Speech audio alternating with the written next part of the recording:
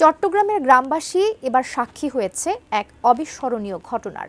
ত্রয়োদশ জাতীয় সংসদ নির্বাচনে একই উপজেলার ৩ কৃতি সন্তান এবার ধানের শীষ প্রতীকে বিজয়ী হয়ে যাচ্ছেন জাতীয় সংসদে। পারিবারিক ঐতিহ্য আর নতুন নেতৃত্বের এই অনন্য মিশেলে শহরের সাধারণ মানুষ এখন উচ্ছ্বাসে ভাসছে। কিভাবে ৩ বীরের দখলে গেল চট্টগ্রামের ৩ আসন, বিস্তারিত জানাচ্ছেন সাদিয়া সিদ্দিকা। চট্টগ্রামের রাজনীতিতে রাউজান সবসময় এক অনন্য উচ্চতায় অবস্থান করে। তবে ২০২৬ সালের জাতীয় সংসদ নির্বাচন রাউজানবাসীর জন্য বয়ে এনেছে এক অভূতপূর্ব গৌরব ও বিশেষ মাহেন্দ্রক্ষণ। প্রথমবারের মতো এই জনপদের ৩ কৃতি সন্তান চট্টগ্রামের পৃথক ৩টি গুরুত্বপূর্ণ আসন থেকে সংসদ সদস্য নির্বাচিত হয়ে জাতীয় সংসদে প্রতিনিধিত্ব করতে যাচ্ছেন। এই অভাবনীয় সাফল্যের আনন্দ আর উচ্ছ্বাসে বর্তমানে ভাসছে পুরো রাউজান। বিএনপির মনোনীত প্রার্থী হিসেবে ধানের শীষ প্রতীক নিয়ে লড়াই করে বিজয় ছিনিয়ে এনেছেন এই ৩ তুখোড় রাজনীতিক। এবারের নির্বাচনের বড় আকর্ষণ হলো রাউজানের একই পরিবারের 2 সদস্য এবং একই উপজেলার অন্য এক সুযোগ্য সন্তানের সম্মিলিত বিজয়। গত সংসদে একই ওয়ার্ড ও একই গ্রাম থেকে 3 জন সদস্য থাকলেও এবারে রয়েছে ভিন্নতা ও বৈচিত্র্য। এবার পৃথক 2টি গ্রাম থেকে উঠে এসেছেন এই 3 জননেতা, যা রাউজানের রাজনৈতিক মানচিত্রকে আরও বিস্তৃত করেছে। আমি বুঝি নির্মাণের শিল্প, সালাম স্টিল বোঝে ডিউরেবিলিটি। সালাম স্টিল, মোস্ট ডিউরেবল স্টিল।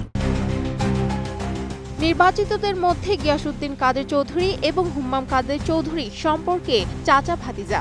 তাদের পৈতৃক নিবাস রাউজান পৌরসভার ৩ নম্বর ওয়ার্ডের গহিরা গ্রামের ঐতিহ্যবাহী বক্স আলী চৌধুরী বাড়ি।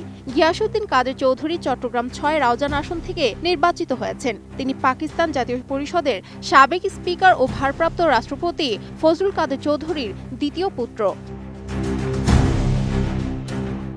অন্যদিকে চট্টগ্রাম ৭ রাঙ্গুনিয়া আসন থেকে বড় ব্যবধানে জয় হয়েছেন হুম্মাম কাদের চৌধুরী। তিনি চট্টগ্রামের প্রভাবশালী রাজনীতিক, 6 বারের সংসদ সদস্য ও সাবেক মন্ত্রী সালাউদ্দিন কাদের চৌধুরীর দ্বিতীয় পুত্র। পারিবারিক এই সুবিশাল রাজনৈতিক ঐতিহ্যকে তারা এবার সংসদীয় আঙিনায় এক নতুন উচ্চতায় নিয়ে গেলেন।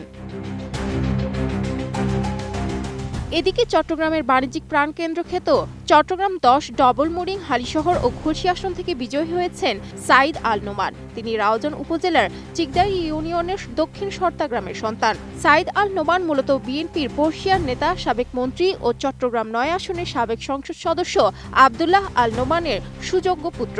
পিতার যোগ্য উত্তরসূরি হিসেবে এবার তিনি বন্দরনগরীর একটি অত্যন্ত গুরুত্বপূর্ণ আসন থেকে নিজের বিজয় নিশ্চিত করেছেন।